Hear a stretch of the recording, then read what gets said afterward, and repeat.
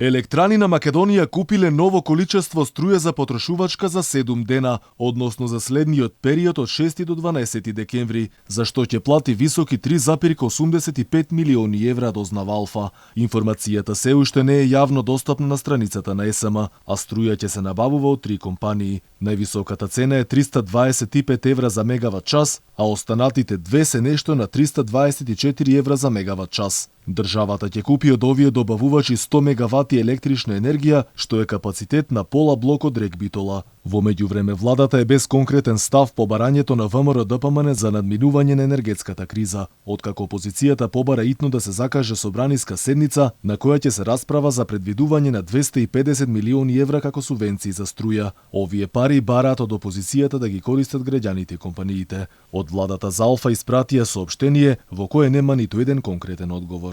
За справување со енергетската криза вклучени се раководствата на компании од енергетскиот сектор и владини институции, а заложбата е граѓаните да се заштитат од ценовни шокови, а за компаниите да се обезбеди најповолната цена на електричната енергија. Велат меѓу другото во одговорот за Алфа. Од ВМРО-ДПМН предлагаат субвенционирање на граѓаните и компаниите зашто, како што велат, владата лошо се справувала со енергетската криза.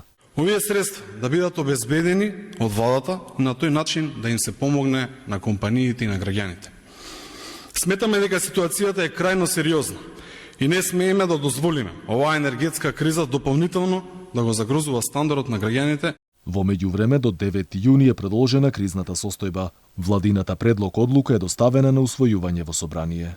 Предлогот за продолжување на рокот на кризната состојба има за цел да обезбеди континуитет во справувањето на мерките и активностите за надминување на состојбата во снабдувањето со електричната енергија.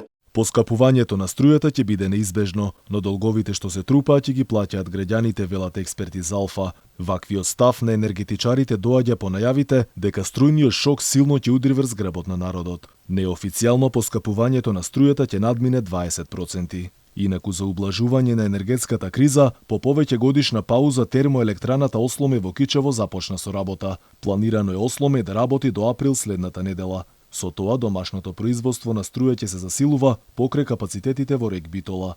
Инаку владата веќе ја задолжи ЕСМ да набави и мазу за ТЕЦ Неготино, пошто со работа би започнал и овој комбинат. Но и покрај сите овие капацитети, проблемот со недостаток на струја се уште постои.